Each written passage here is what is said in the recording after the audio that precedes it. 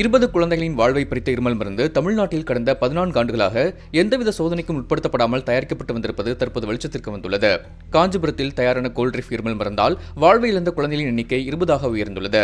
இது தவிர 5 குழந்தைகள் சிறுநீரகம் செயலிழந்து தீவிர சிகிச்சை பெற்று வருகின்றனர். இந்த விஷ இருமல் மருந்தை தயாரித்த ஸ்ரீசன் நிறுவனம் 2011 முதல் காஞ்சிபுரத்தில் செயல்பட்டு வருகிறது.